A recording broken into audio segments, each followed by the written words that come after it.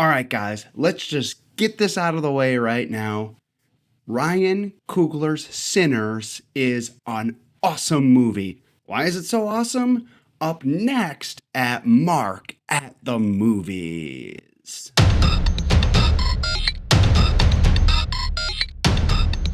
All right, guys, I got the opportunity to see Ryan Coogler's Sinners the other day, and it is an excellent piece of filmmaking. I really enjoyed it. I was surprised at how much I enjoyed the piece. Look, Ryan Coogler is becoming quite the excellent storyteller. He's a phenomenal director.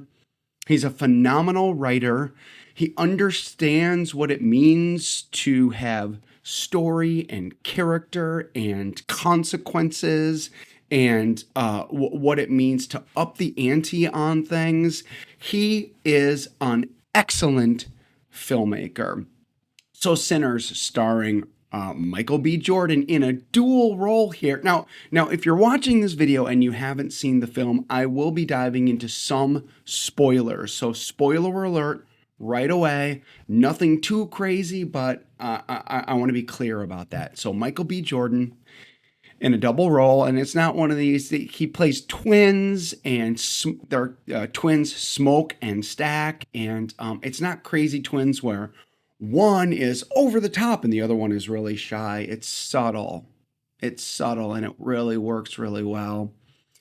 And the movie, believe it or not, it's about 2 hours and 12, 13, 14 minutes, somewhere in that area. I don't know. I lost track, didn't care.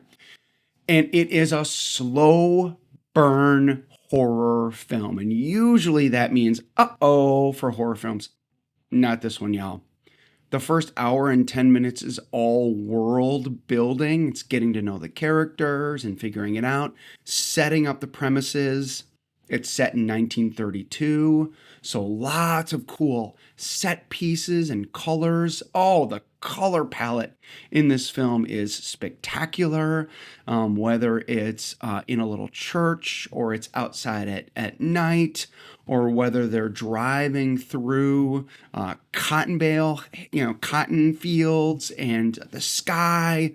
Man, it looks so good.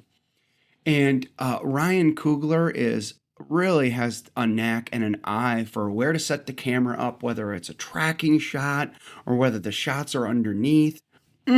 Really well done. I'll tell you, this didn't even have to be a horror movie. The first hour and 15 minutes, hour and 10, it goes by like that. You're getting to know the characters. You're getting to understand what's going on and how they intermesh with each other. I would have watched a movie just about that. But that being said, you knew where it was going. You knew, oh, okay, they're getting all these characters into one small space so the monsters can attack, right? So really, really cool, and it didn't even matter. Then, y'all, when all the horror stuff starts, it pays off big. Pays off big. The last 45 minutes of the film is scary. It's gory, but not too gory. It has consequences. Coogler has done such a good job of telling the narrative, of really making the narrative concise, that everything makes sense. He uses the monster's lore, all the stuff that we're familiar with, to his advantage. And I'll tell you what, there are a couple scenes in this movie in particular that, under most anybody else's novice direction, this movie would have been a disaster. But there are two musical numbers in this film. One to set up the power of music in the film that is unbelievable. The intermeshing of music and spirits and other worlds. And then the bad guys in the film also have a musical number, and it is scary, it is weird, it's like a fever dream. Really, really, really cool stuff by Coogler. Haley Steinfeld is in this. She's very good in her role. She plays two kind of types of character, one in the beginning and then something else later. She's excellent in it. And then one of the stars of the movie, there's a kid that is legendary at guitar. It's his first role ever. His name is Miles Caton or Catton. Sorry if I'm mispronouncing. He's wonderful in this. It's such a good movie. And I'll tell you what, Ludwig Göransson, who also did all the Mandalorian stuff, da da da da da da da da da da da da da da. Oh my gosh, Göransson is becoming quite the becoming quite the go-to guy in Hollywood for music. He's really there. You know, and I wonder if he's going to be the next. I'm not saying he is, but I'm saying the next kind of John Williams, where everybody is just going to want him for their pieces.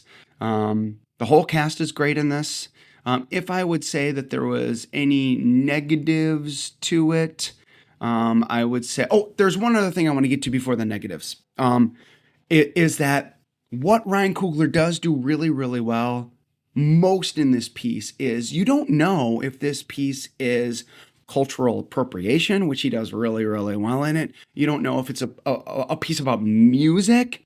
Is this about music transcending everything? Is this a monster horror piece? Is this a relational piece about money and greed? And the answer is yes. It's all those things. He's just such a good storyteller that he's able to really put in all these pieces together. So things that I didn't really like about it, there's a stinger or a thing at the end that was like, oh, okay, they're pushing for a sequel. I thought that some of the horror at the end was a little bit derivative, a little bit just kind of, okay, we've seen this kind of stuff before. It does kind of, there are pieces of it that delve into a straight horror piece. And it is fun, but you're not going to get anything super new out of it. So anyways, Sinners, Ryan Coogler, Sinners, it is the best film of 2025 so far. I know that's a low bar, but it is. So I give this one 3.5 stars at mark at the movies. So what did you think? Did you like Sinners? Did you hate Sinners? What did you think about it? What kind of movie was it for you? Write your comments down below, like, share this video, and we'll see ya at the movies.